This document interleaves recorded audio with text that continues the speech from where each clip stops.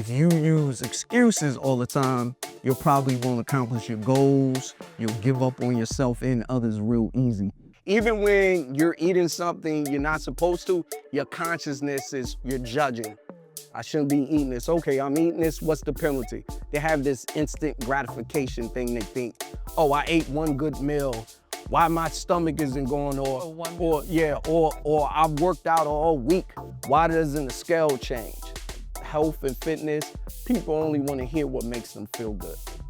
But they don't realize, if I love you or care about you, I'm gonna tell you the truth. Welcome to the Informed Choice Podcast, where natural healing meets practical truth. I'm Eni, the Naija Goddess, and this is where we simplify holistic wellness so you can stop guessing and start healing. On today's episode, we have someone who lives at the intersection of discipline, movement, and community impact. Master Sayyid CeeiAllah, also known as Master Allah, is a native of Newark, New Jersey, and a graduate of St. Benedict's Prep and Johnson C. Smith University, where he studied communication. He's the founder of War for Health. For more than a decade, with this initiative, he's used public spaces and grassroots organizing to make fitness and wellness accessible, especially in communities where gyms and structured health programs are often out of reach. His journey as an athlete has been about far more than strength or performance. It has been about discipline, identity, and how the body can become both personal temple and a tool for transformation in the lives of others. Our conversation today explores how his training has shaped not only his physical wellness, but his mental health and his sense of identity, and his calling to build a movement that inspires others to take responsibility for their health. It is my honor to welcome to the Informed Choice Podcast, Master Sayyid CeeiAllah. Peace. Welcome. How are you doing, Master? I'm good. I'm glad to be here. I'm glad you're here. Well, let's start. Talk to us about your War for Health initiative. Tell us what it is, what it stands for, and how it came about. Okay, so War for Health is an acronym. The word war is for working out actively responsible. The number 4 is for the 4 dimensions. So you have health, fitness, physically, and mentally. And mentally should be first because everything starts in the mind. And then for health, of course, health is not so much the physical outside because that's more fitness, but health is more the internal things that you cannot physically see with the eye, whether it's your mindset or even your internal organs.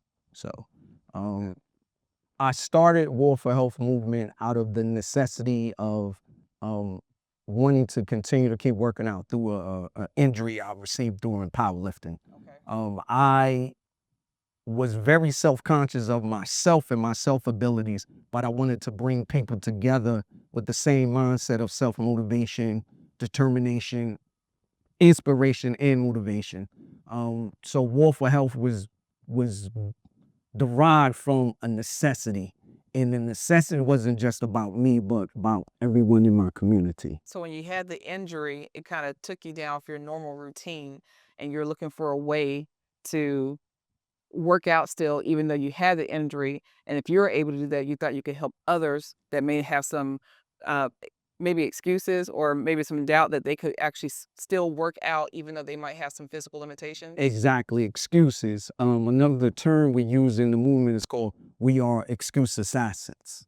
And excuse is a tool of incompetence. Basically, those who use them seldom become anything. So if you use excuses all the time, you'll probably won't accomplish your goals. You'll give up on yourself and others real easy. So being an assassin, meaning whatever that obstacle is, you find a way to knock it down, go around it, or destroy it completely. I love that. That's powerful. Okay, that's fantastic. So how long has this been around? And officially put a label on it in 2012. Okay, so It's been a while. When I started, I was just having kids. Okay. So that was a while back. My oldest is 17. Okay. So but it started out in the gym we were working out, and then becoming excuse assassins, people wanted to work out with us, but they didn't have gym memberships. Okay. So then that's when we took it from being in the gym to finding local parks. And what a lot very accessible to anybody. Exactly. And what people don't realize is these parks are yours. If They you're are part your of parks. if you're part of the community, these are built for you. Yes. And if you pay taxes, you're paying for these as well. Absolutely. So if you don't want to just be giving money or having money taken from you, without using the resources that the money's funding, I don't know what to tell you. That's true. And these parks are beautiful too. Yes, Charlotte area has several parks that's accessible to people. Most people could get to a park within their own community within a 3 mile to 5 mile radius. That's true. And some of these parks, as a lot of people say, are hidden gems, Yes. and they're not Hidden new. oases. Yeah, they're not used at all. Right. So once we started taking people out to the parks, then no more excuses. And then we started meeting on a weekly basis at first. And then in certain parks, we would meet every day or just on weekends. Because for those who had busy schedules during the week, we got you. We're going to meet on the weekend. So no excuses.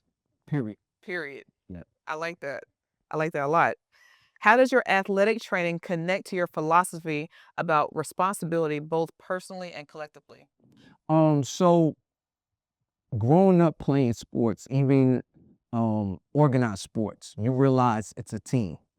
And sometimes people don't understand you don't have to have the title of a captain or a superstar or a starting player. Everyone needs to realize that they can be the one. And in most sports, you only have a certain time to shine, right? But in life, you have your whole time to shine. So bringing that philosophy of you're part of a team, you don't always have to downgrade yourself that I'm not the one. You could be the one because everyone has the ability to motivate or inspire somebody else. So bringing that mindset from team sports or organized sports, it kind of flowed in me growing up because even growing up, you had male coaches who push young men to be leaders. Even if you thought you're not the star quarterback or the star wrestler, you're still part of this team. And when they put up, you think about it this way, when they put up the records of teams, it's not individual. This is the record. It's true. These are the wins, these are the losses, and this is the name of the team. That's right. So War for Health, that's what I want everybody to realize. You're part of this team. You may not see yourself as a superstar, but when it's said and done, you keep that mindset and it flows in everything you do. So that's how I house that mindset from growing up team sports, or even when you're doing functions and your ring might be you're the secretary or you're the press release person. Everybody plays the part in the team shines. Bring it all together. Exactly. So that mindset kind of flow from school, athletic sports to personal life. To what you're doing now. Mm-hmm. What does being a master mean in your journey? Is it a master of the body, of discipline, of community service, or of all of these?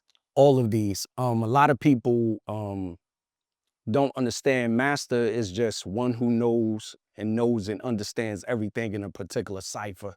So when you have the mindset of being a master, you're really trying to make sure your awareness of all that you're doing, you are aware.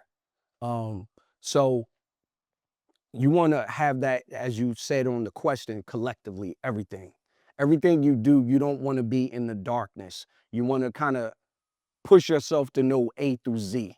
And you don't have to know the highest level of everything, but enough to where you can comprehend. When you can comprehend and keep it real simple, you can act on things without kind of waiting for somebody else to take care of it. Yeah, that's powerful. What kinds of transformations have you seen, whether it's in individuals or families or the whole community through your work with War for Health? So I have seen personal transformations in myself.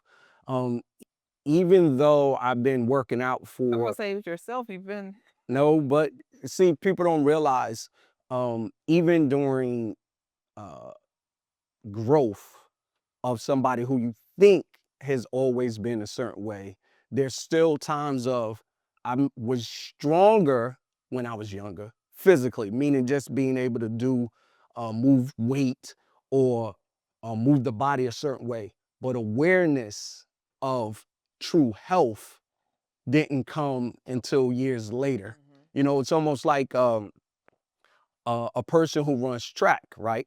They might be fast naturally, but they don't understand the science until as they get older in that sport, that okay, this is how the body really moves, or this is what I really need to eat, right, or this is why we do what we do in practice.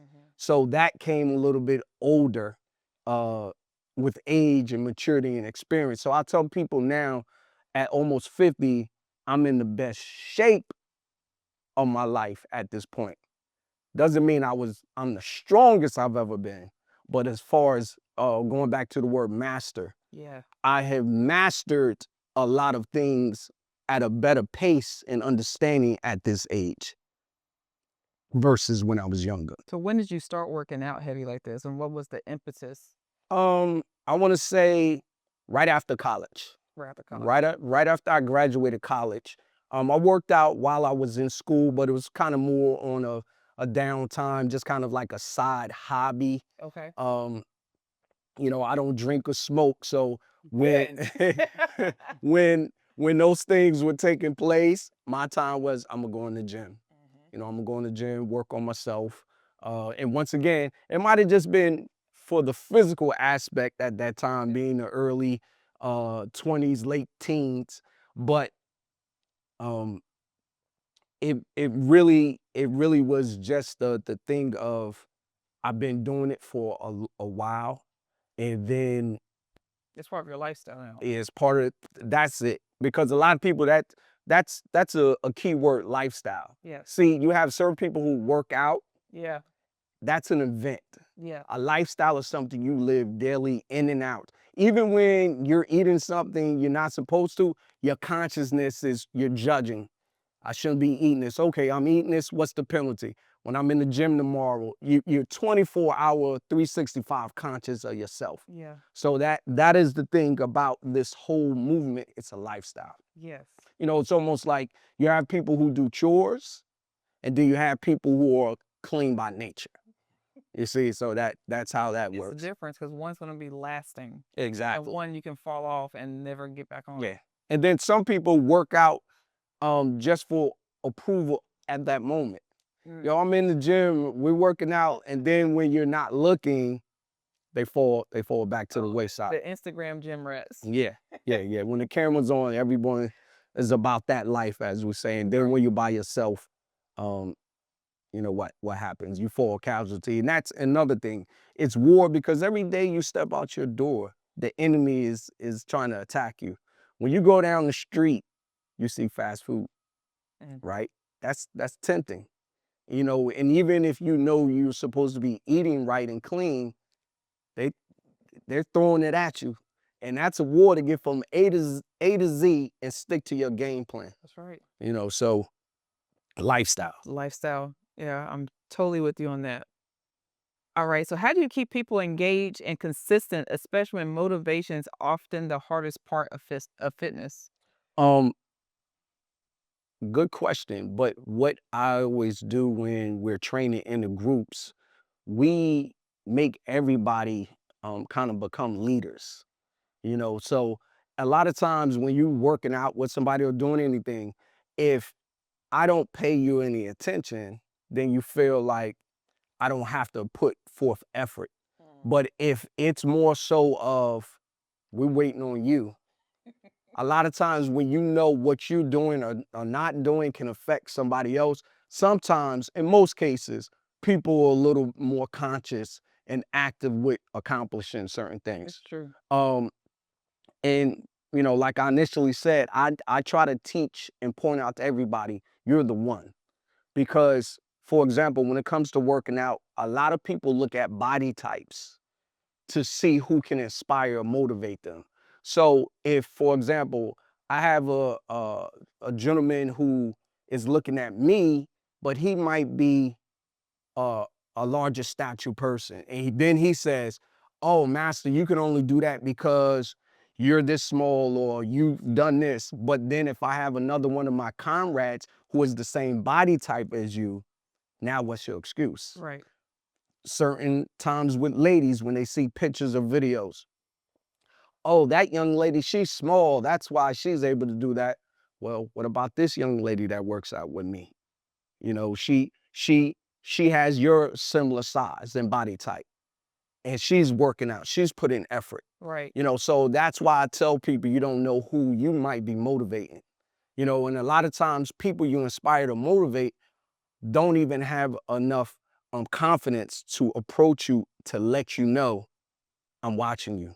I appreciate that because now you have me thinking about what I can do or what I can't do, but I see you doing it, so it means I can try and put effort into it. Yeah. So it's really when you're trying to keep people engaged, one, you keep changing things up Yeah. because a lot of times people with any physical activities or exercise regimens or even changing diet, they have this instant gratification thing. They think, oh, I ate one good meal, why my stomach isn't going, or yeah, or I've worked out all week, why doesn't the scale change?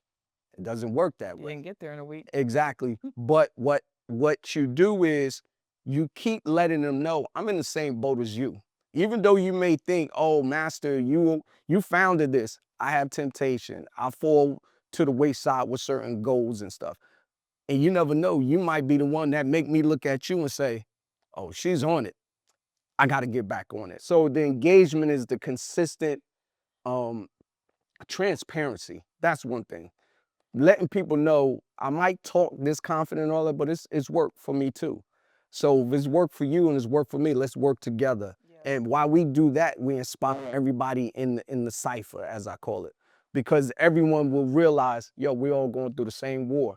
So that's what it is, just in tough love too, because a lot of times when it comes to um, health and fitness, people only want to hear what makes them feel good. But they don't, yeah, but they don't realize if I love you or care about you, I'm gonna tell you the truth. Now you might go through some emotional trauma. I can't believe, but inside of you, you know, Right. he's right. Right. Everyone else might have said that and just left. Right. But I'm saying it, but I'm here.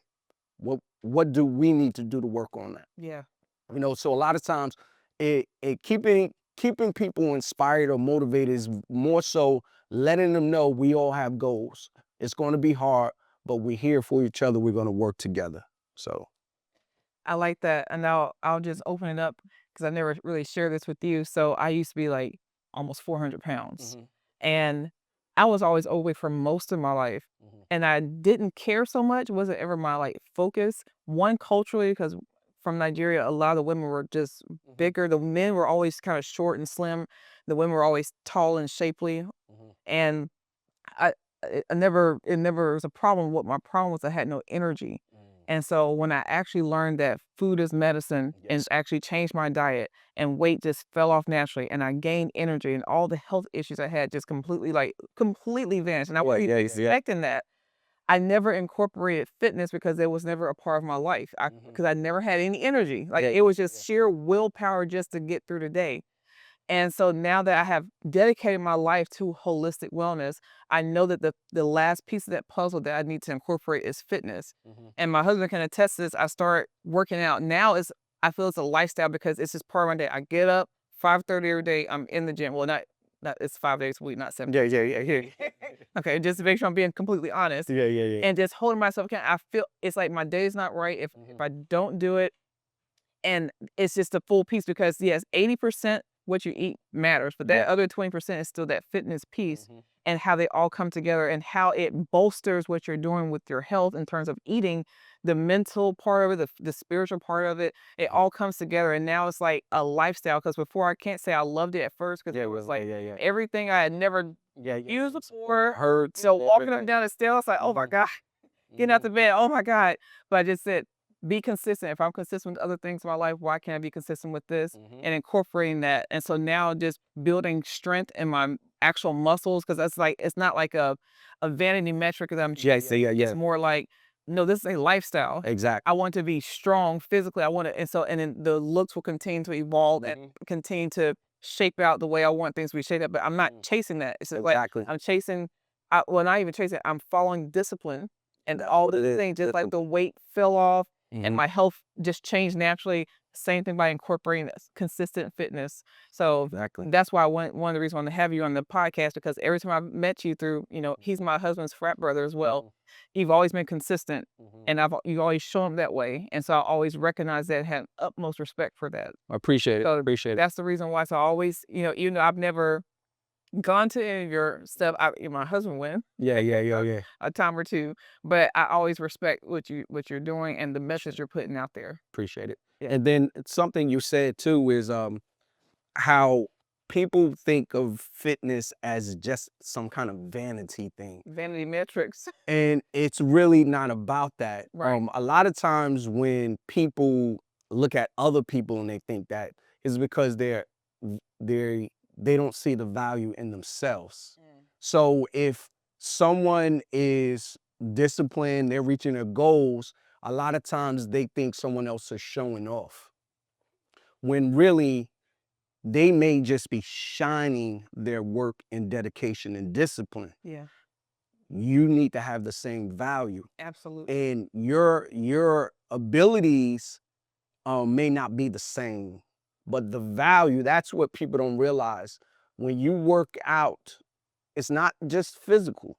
You're really telling everybody, I value myself. I value myself and I love myself. Exactly. And I show myself that by being consistent. Exactly. And a lot of times, unfortunately, in today's society, it's almost a design mindset of don't have value in yourself. And, a lot of medical practices and doctors, they almost want that. It's sad to say, but they almost want that. Keeps them in business. It keeps them in business. And then when you think about it this way, when people become self-empowered, it almost is a freedom. Totally freeing. It's a freedom, and it's an awakening. And a lot of times when you get a group of people that are awakened, it creates a vibration. Yeah. And a lot of people aren't prepared for that. But remember, the first law of nature is what? Self-preservation. Yes. So when it's said and done, I'm going to take care of myself, and I want you to take care of yourself too, because family, friends, co-workers, all of these things are teams, and it goes back to team. War for health, we're a team, and we both have goals. It's not going to be easy, but we're going to work together. We're going to go through this war together. Yeah. Yeah. I love that. Okay. What is your vision for the next 10 years for War for Health? My vision for War for Health in the next 10 years is the same thing: to stay consistent, become a fixture. A lot of times when people have movements or goals, they're shooting stars, right? They fizzle. Yeah, they're fads. A lot of times, at one point it's bodysuits, then it's Amazon is selling it. Everyone is looking for shortcuts. This is long term. So War for Health in 10 years, I wanted to still be here. I would like for it to spread across the country, because there are a lot of people with the power of the internet and Facebook, social media. They may not be in the city or the state. That's true. And where they are, man, I get a lot of people say this: I wish I was there with you. But no, you're there where you are, right? That's right. And you have the blueprint. Even if you start with just one person in your neighborhood and community, before you know it, you can have a War for Health chapter. That's right. And then somebody else, family, friends, can have a War for Health chapter. So really, the goal in 10 years is just growth and staying consistent. Because what we don't know, or a lot of us do know, unfortunately, the times are getting worse for a lot of people in their health and fitness. True. So we just want to be consistent. We want to be that fixture of we might be able to come back and do another interview and say, you guys are still going. Yes. You know, and that's really the goal. You know, of course, you know, you would want to say, well, we have a building and all those things are nice and glittery and make people say, wow. But when it's said and done, everything starts with the roots of something. Yes. So a lot of times certain movements get so big, the roots become weak. So we want to always just stay grounded, approachable. And, you know, even in the gym and parks, I tell people, when you see us, and, you know, because our logo is a sniper, and that sniper means we're staying on target. If you see that flag, as we call it, you walk up and you're welcome to join. So we want to 10 years from now still be here, be approachable, be grassrooted where anybody can come. That's fantastic. Okay. In your view, what is the single biggest obstacle holding people back from taking responsibility for their health? I'm gonna look at the camera and say mindset. Ooh, That's the bottom line. it is. That's the bottom line with every shortcoming when it comes to health and fitness. Is just your mindset. A lot of people before they even start a journey say they can't do it or it's going to be hard. But then they don't look at certain things they have done in their personal life.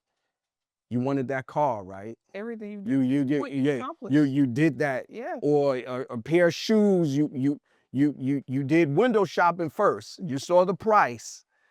I'm gonna get those. You did everything you needed to, but then when it comes to your health, you don't do that. Right.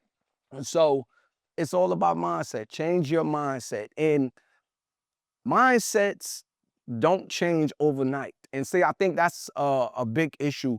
People think that when you're talking to them or you're trying to give them jewels, you're telling them it's a light switch. Right. No, I'm just telling you, this is what you need to work at with your mindset. Don't even come in the gym or get in the kitchen if you haven't started doing inventory of why I think this about me. Exactly. You know, a lot of people sometimes have trauma in their mindset about how they look, how they feel. And it's just sometimes sitting down and interviewing somebody, yo, you know, why do you feel this way? Yeah. Or ask you, how do you think you got in this condition? Yeah. Because some people they've never been taught right. So everything to them is natural and it's normal. There's certain people who have never had a home cooked meal. We think it's you know, like a wow factor, but no, some people every day for lunch, breakfast, dinner, they eat fast food or somebody's bringing something in. Some type of processed food. Exactly. So it's just that mindset. You know, that mindset, it can play tricks on you. Yeah. And then sometimes it can be the key that unlocks everything. Because before something becomes physical, it has to start in the mind. Yeah. You know, if I'm on my last rep or my last set of an exercise, if I already start telling myself, I ain't gonna do this, my body gonna say, you right. It sure will. You right, you won't do this. And then before you know it, if I keep thinking that, that part of the mind and muscle will always say, we're never doing this. I'm so glad you said that because as I've been on my fitness journey and making this part of my lifestyle, in the beginning when I was hurting really bad, you know, when I was like, oh my God, I don't think I can do another one. I can barely do another one. But now when I feel that fatigue in the muscles happening, and I say, I got this, I've got this. And then all of a sudden I'm still hanging in there. And she was like, 10 more. I'm like, okay, okay, I can do it. I can do it. And I realized just by saying that to myself, my body said, okay, that's what we're doing. We can do it. But when I said, oh, I don't know if I can do this, everything just like, it just took every ounce out of me. But making that switch to tell myself positive things and say, yes, I can do it, despite the fatigue. Yeah. You get through it. Yeah. And then sometimes changing your environment. Yeah. Because there's a difference of when we work out in the gym and then when we're outside. When you're outside, you're dealing with the elements. Totally. The power of the sun. Yeah. Sometimes you're dealing with the temperature. Cold, hot, all these things affect the mind and the physical body. So getting outside, feeling the air, when you take that deep breath, is something different versus air that's been conditioned. Totally different. You see what I'm saying? Yeah. And then also changing people you're around, because there are certain people, unfortunately, they will watch you on your journey and say, you're not going to do that, or you're wasting your time. These are the people that sometimes you have to say, well, I'm going to show you. And you go and you work on your goals. I tell our comrades who say you got homework to do. Because when you're with us, yeah, you might be struggling and all that. But yo, when you step off to yourself and your time, remember what you need to work on. Work on that. So then when we come back together, you might be able to say, well, last time I only did 3. Today I'm doing 4. Yes. And then it's going to make me say, what you been doing? Okay, I see that. And then sometimes that's what people need. They need that, like a salute. I see you working. Because a lot of times, Acknowledgement. what you don't realize, we micromanage our bodies, right? Because you see it every day. Let one of your friends or family members see you who hasn't seen you in a while. They're going to say, what you been doing? You look better, or you this, and then the light bulb goes off. It's working. It's working. But when you hear that, don't give up and stop, because it's almost, I tell people, it's the cruise mentality. I'm working out because I need to lose 10 pounds, because when we're on a cruise, we're going to take this picture. And I want to look all right. And then once you get back on land and it's back to normal, instead of you, it's gone. Yeah. So that's what we have to do. Mindset. Okay. How do you personally stay disciplined when no one is watching? Because I've come too far. That's how I look at it. When you know you've put in investment, work, that's a bad feeling when you let it go for no reason. And it's really the thing of knowing your why, right? Why is a question mostly asked by babies or people who don't know. But that's why, you always hear people say, when you're going through something, know your why. And sometimes your why might be short term. And then sometimes your why might be what we were talking about, because I'm living this lifestyle.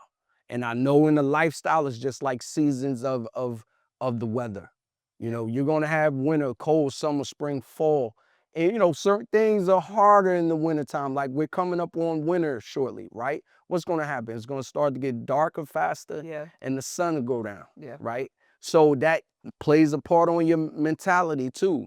It's dark. It's cold. I might be moving a little slower. Comfortable and warm. Yeah, exactly. But what I tell myself is, hey, every day isn't going to be easy.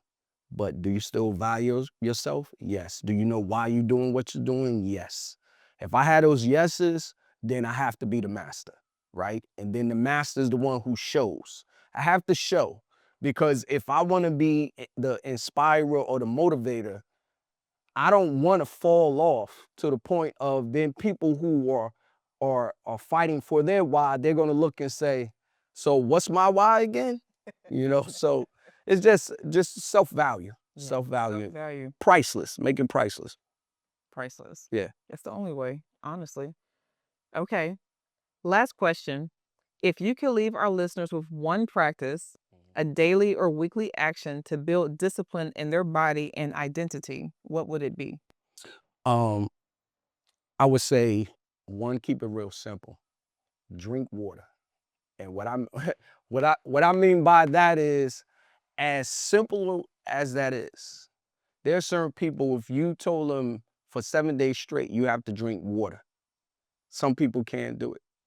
And it's something simple, but that simple act, one, it's going to create a habit, and it's going to create discipline. Then the benefits of the water in the body is like watering a plant or flower, right? A lot of it goes into mindset. Their mindset is dehydrated, or it's a drought. So you create that habit of the water, and it's, once again, it's not just physical. It's the mental. The water represents something. It represents life. It represents the element of water, something that's swift and changeable. It could be cold. It could freeze. It can melt. It'll go through the stages. But you drinking that water 7 days straight, it's going to put your mindset to say, okay, why am I drinking the water? To create this habit, because I'm trying to start with something simple. And then when you drink that water, that can lead into, okay, I'm gonna go for a walk while I'm drinking the water. Then that walking may say, okay, now I'm gonna call my friends, let's walk together, or let's work out together. So just the simple thing of drinking water, it cleans your mind or helps clear your mind. Yeah. It hydrates the body physically and mentally, and that opens up a door that you can continue on with other goals. But start with water, because where there's no water, there cannot be life. That's absolutely right. Mhm. Thank you so much, Master. I have enjoyed this conversation. We're going to transition over to our cooking segment. Okay. Be right back. All right. All right, welcome back to our cooking segment. I've got my masterful sous chef here, Master Allah. Before we start cooking, I'm going to start with our herbal spotlight. Does this look familiar to you? Cinnamon. No. Mm. Focus at home. Can y'all see that? If you're watching, if you're listening, it's a light tan powder that I have in a clear bowl. And this herbal spotlight is ashwagandha. Oh, wow. Yeah, inside the pills. Yeah. Then when you break the capsule. Because typically people take ashwagandha as a pill or a tincture, but you can also do it in a powder form. It's great for you to put it in like some plant milk at night and before you go to bed, because ashwagandha is an adaptogenic herb, and it's been used in Ayurvedic medicine for centuries. And it helps to adapt the body to stress physically and mentally. Mm. And why it's really good, particularly for athletes like yourself, is because it helps promote stamina and muscle recovery. And muscle strength while calming the nervous system. So this is one of the great herbs to use. It's earthy, slightly bitter taste. And so we'll put a little bit in the soup that we're going to make today. Okay. But I like this at nighttime. Like I said, if you have like some almond milk or some hemp milk, put this in there, some a little bit of cardamom and some cinnamon. Mm-hmm. And you'll have the best peaceful sleep. Yeah, and it helps, especially if you've had a really tough workout that day. Okay. So this is a great herb for our spotlight herb. So this soup is a spiced red lentil and sweet potato soup.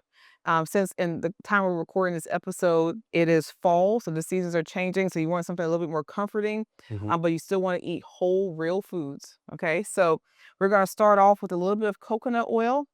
And coconut oil, this one is a refined coconut oil, so it has a high heat temperature.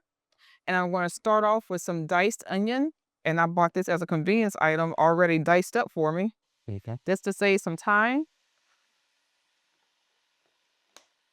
We're going to let those swim around in the coconut oil just for a second. But the reason why I started with oil, because typically I do a water saute. You want to be careful, not that you should be oil-free or have to be oil-free, but oil packs a lot of calories. Okay. So 1 tablespoon of oil is 120 calories.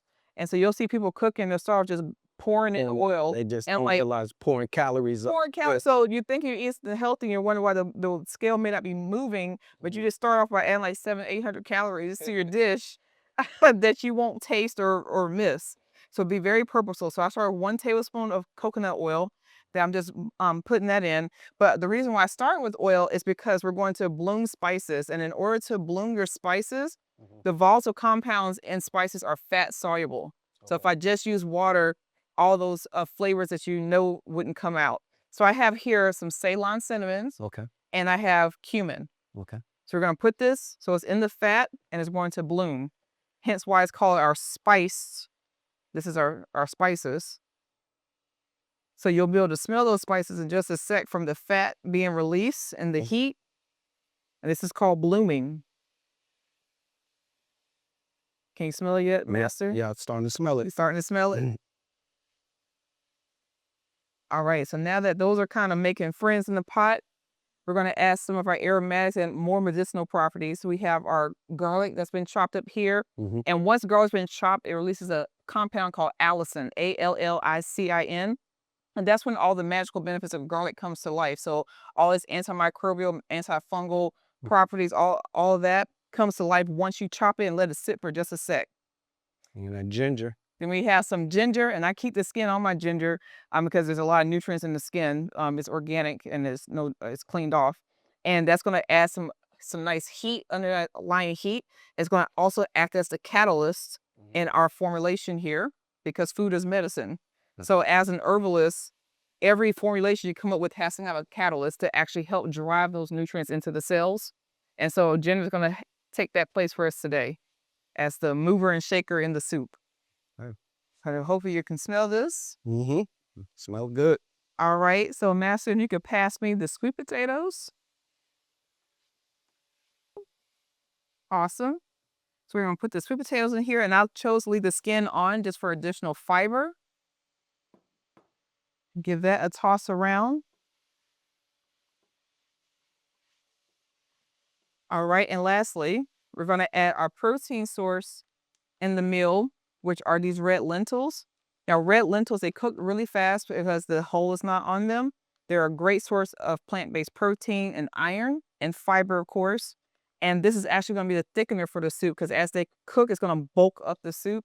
So instead of adding like a flour or roux or something like that, you have a wholesome base for everything. Now look at all this beta carotene, that orange color is all that beta carotene we have in there. You want to try to always eat the rainbow. So we have our reds are covered for today. So we're going to add some greens and stuff in here, but we'll get to that in a second. And one spice I forgot that's always my catalyst, especially being Nigerian, we like the heat, but I wasn't sure how heat tolerant you are, Okay. is some cayenne pepper. Okay. So I'm just going to add a little bit. That okay? Yeah, that's fine. Okay. Let's see. You can take it. You can take it. All right. And so fold that into the mix. Now, if I had done it with the cinnamon and if you do that, the cayenne at the beginning when you're blooming the spices, it'll be spicier. Okay. So when you do it where I just did it, it won't be. I mean, you barely notice it. All right. So now we're going to add our broth. So you can hand me that water.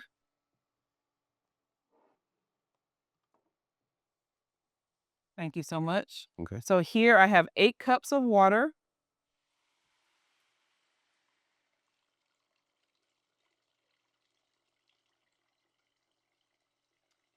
And I like to buy the concentrated bouillon because if you buy broth in the store, you're just paying for water.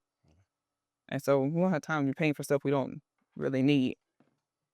And right here, I have the Better Than Bouillon concentrated broth, and this is the garlic flavor. I normally use vegetable or the no chicken or the no beef one, but you do you. You do what you think is best. And we'll always adjust seasonings at the end. We're going to let this come to a boil. And once this comes to a boil, we're going to let that boil for about 5 to 10 minutes, just until the sweet potatoes are like, tender. Well, so what's the word I'm looking for? Tender.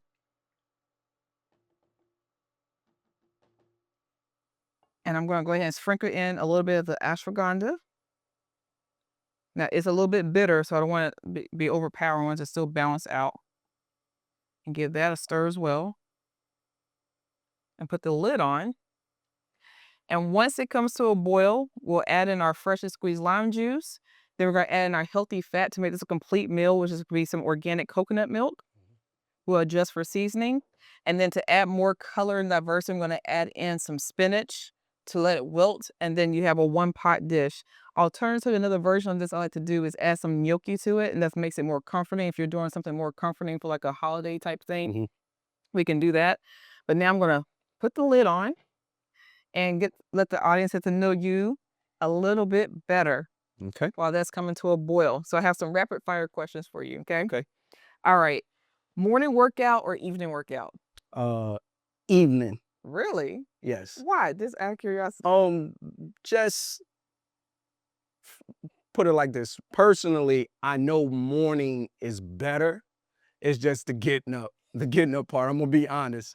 But Surprised that you said that. nah, but morning, when I do the morning, the day does go better because you wake the body up, all the senses, and then you kind of flow into your normal work day versus in the evening, it's comforting as far as not having to get up early just for the workout, but you're kind of drained. The day has attacked you. Yeah. And it's a different kind of motivation you need in the evening. Yeah. But just being honest and transparent, under normal circumstances, evening. Okay. All right. Calisthenics or weights? I'm gonna say naturally calisthenics. Okay. But weights are a necessity. Okay. Because I tell people calisthenics is less stressful on the body. And it's natural movements, push, pull. But every now and then, you never know when you might have to have that kind of power to move with force that only comes from weights. Oh, gosh. So it's kind of a 50-50 with me. Okay. Mhm. Okay. Favorite park to train in? I'm gonna say Freedom Park. Why?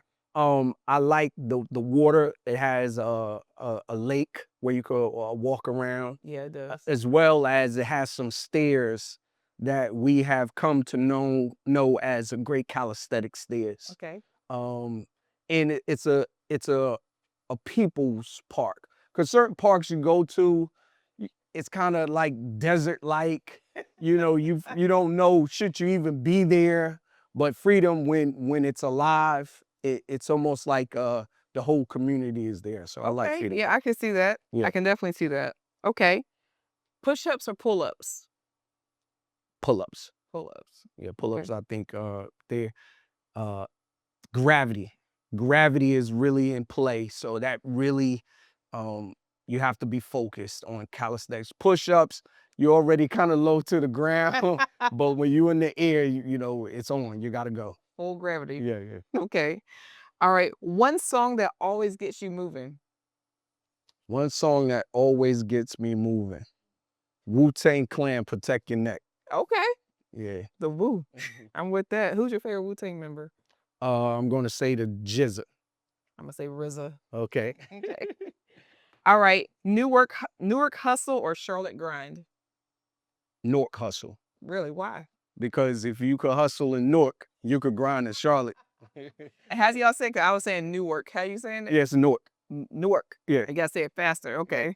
Newark. So if you can make it in Newark, you can make it in Charlotte. Yeah, Okay. definitely. All right. Smoothie or fresh juice? Now, a smoothie could be made with some fresh juice in it, but on the go, I'm going to probably say smoothie, Okay. just because I like the thickness of the smoothie versus the juice is kind of like I could be drinking water, but the smoothie kind of fills me more. You Yeah. see the smoothie more as a meal. Yeah. Okay, I got you.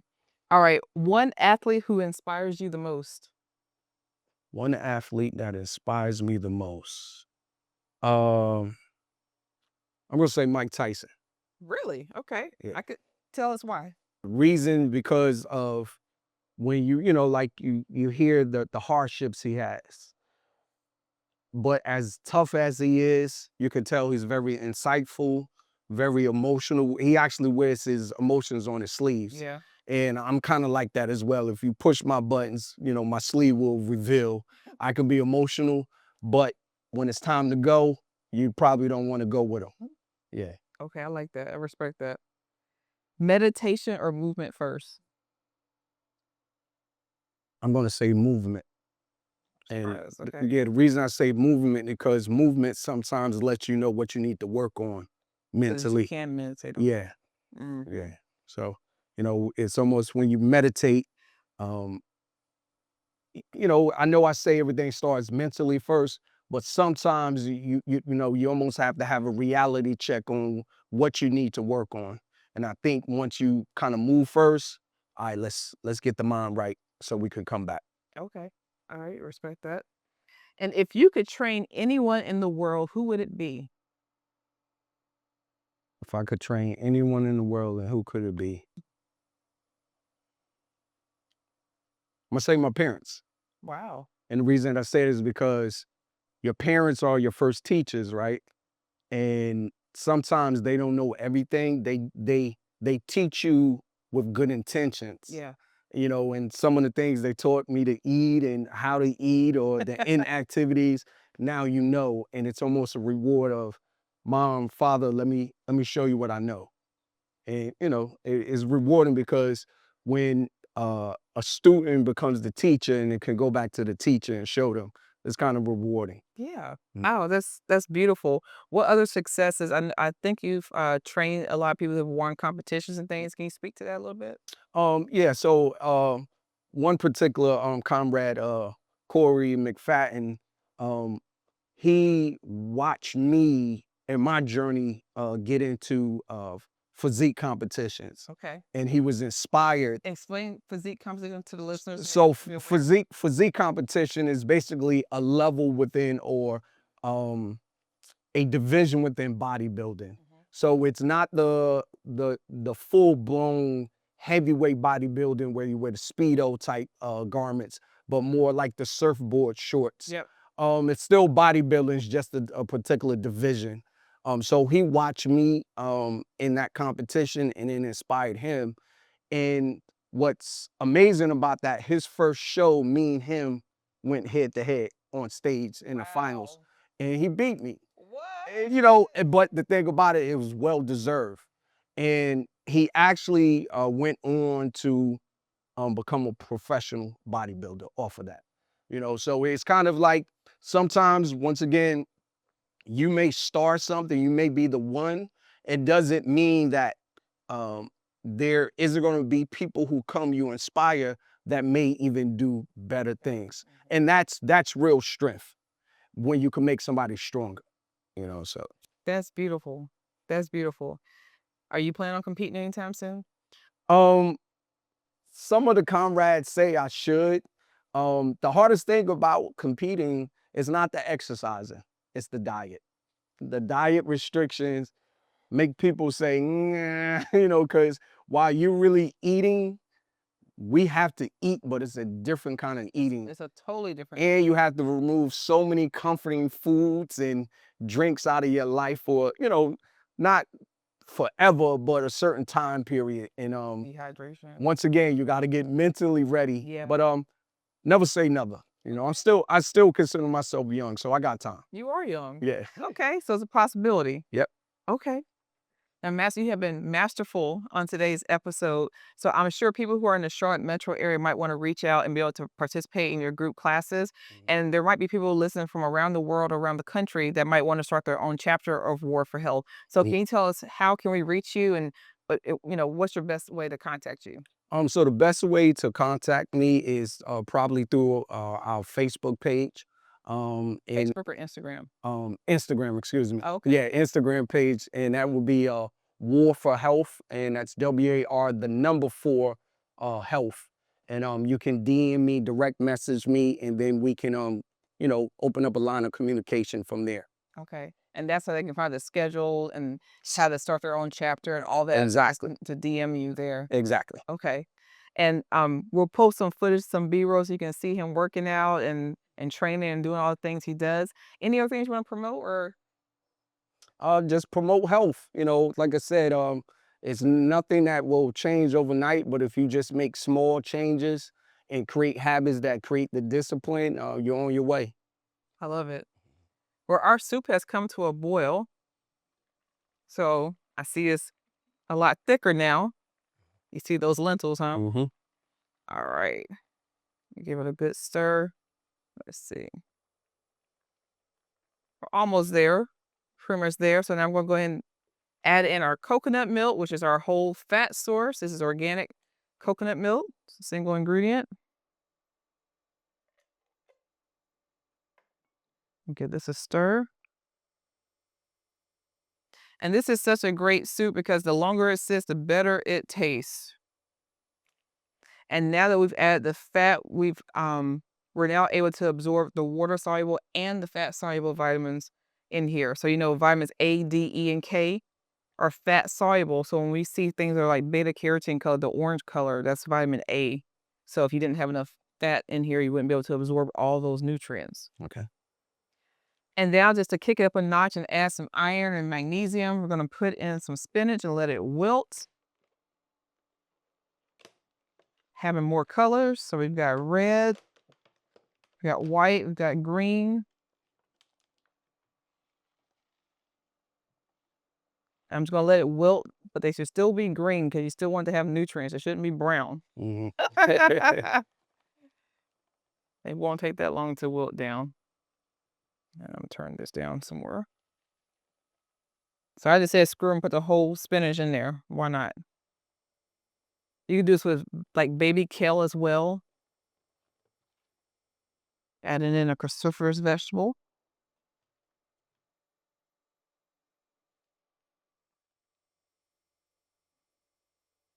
Now, on the recipe currently on the website, I did not add spinach or kale, but, you know, like I say, everything's not prescriptive. You got to flow with the needs. That's just a baseline. You can add it in later if you so choose. See, that's already Mm-hmm. gone down. That was with a Whole thing. whole pound. Oh, Mhm. oh, it says only 10 ounces. Okay, but still, it's significant. Okay. And then for brightness, anytime I use something like kind of heavy, like a coconut milk, and then we have the richness of the chickpeas, I mean, of the lentils and whatnot, I like to brighten things up with some citrus. And this also will make you, when you add citrus first before adding salt, you'll use less salt when Okay. you add citrus. And between these three, can you tell which one's the ripe lime? Mm, So for the listeners, I have one that's a dark green, one that's a medium green, and one that's almost like kind of yellow. The one that is ripe is the one that's pretty much yellow. okay. And you'll be able to see that it smells like a lime. Mm-hmm. When it's dark green like this, means it's unripe. It was Okay. still on the tree, so they picked it early in the Early. letting it ripe in the grocery store, Okay. right? So that's what the one you're gonna go for to get the most lime flavor, and it's gonna have the most juice. Okay. And if you touch them, the difference, Yeah, you can feel it. right? And when you smell this one, it doesn't smell like anything. Nope. Because this smells like lime. Yeah, you can smell it. So that's how you know. I always see people when I'm in the grocery store pick up the darker green one because we were told that that's lime green. Mm. This is lime green. And since I'm going to add in this citrus now, we want to do that off heat. When you're adding in fresh citrus, it can become bitter if you have it cooking actively over the stove. Mm-hmm. And then also the vitamin C that's in it is very heat sensitive. So we don't want to kill off all that goodness. Yeah, with the heat. Right. You don't want to do that. I'm going to add these limes first, and then I'll go back and probably add in some salt or more bouillon paste to make sure that it is seasoned properly. Because it's not something you want to over salt, especially the longer it sits. So I'm going to give this a stir.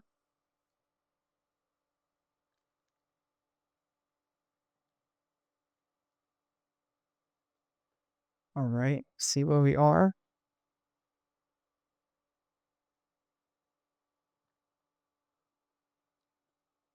Good, we're almost there. All right. So that's at least right. This is the one that's halfway. Okay. I'm just going to give this a roll. By rolling it on the counter, it encourages the juices to come out. Now, if this was like super stingy, and if I needed to use that other one that's not ripe, you cut it into quarters. Okay. So I can show you here, and you'll get far more juice out of it when it's been quartered. Okay. So you do a lot of cooking at home, Master? No. But I am a breakfast person, so I will, as far as breakfast, my fruits and oatmeals and stuff like that. There we go. Yeah, I will take care. That breakfast is so important. Very much. Starting that day I don't know how people go. We're like, I'm not a morning breakfast. What? Try it. Yeah. Try it.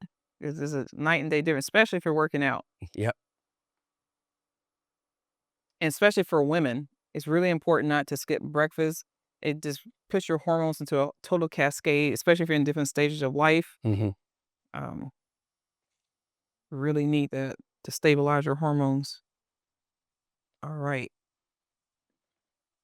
Okay, so I'm gonna give that another stir. Then I'm going to add a mix of actual salt, just a little bit of salt, maybe like a teaspoon of salt. I'm going to add some more of this bouillon paste because I didn't add that much in the beginning. So it's like a tablespoon. Does it affect it if you add it afterwards, or it's still kind of the same? Nope, because this is concentrated, so it's meant to go in water. Okay. So adding it at any time. I didn't do the work of putting it in the water beforehand. I usually don't. Okay. This like saves me time. I can just add that in later. Then we do like a teaspoon of salt. This is real salt. Yeah. So you want to make sure you're not using like table salt. Okay. These are this is mined in Utah. So it has been bastardized by like microplastics and things like that. And it's very high in minerals. So this is going to have your magnesium and all the things in this full packaging. So using something like this or a Celtic salt or a Baja Gold salt, something like that, it's gonna really help a lot. So someone in the background here asked about putting it in water. So when you're drinking water, I don't try to tell people. I tell people, don't drink just plain water, especially if you're a person that drinks water and it goes straight through you. That means you're not hydrated.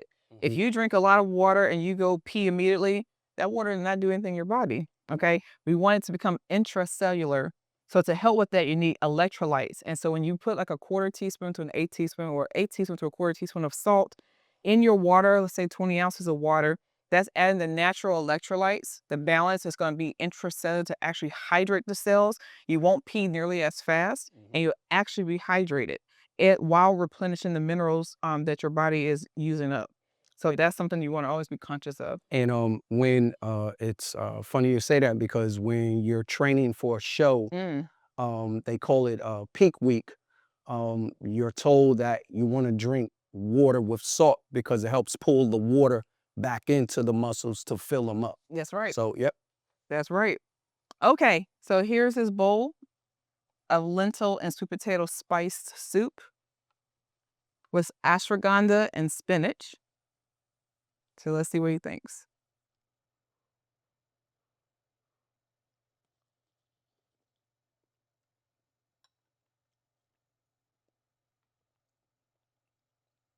That's good. That's definitely good. What taste come out? Actually, I smell, taste the ginger pops, then the sweet potato that follows, and then it's not the spices, it's mild. It's in the background. Yeah, it's mild, but it's definitely good. It's adding the nutrients and what it does for your body. I don't even, when you was putting in the onions, I was like, oh man, it's gonna be real oniony. No, you don't, not at all. Yeah. When you put onions in the beginning like that, it's just for depth of flavor in the background. Yeah, it's definitely if it was cold outside, Yeah, and you wanted to, as the kids say, yummy in your tummy, this is definitely it. That's awesome. Well, again, thank you so much for being here today. I really appreciate that. Thank you guys for tuning in this week. We'll be back next with another episode. But until then, heal naturally, live vibrantly.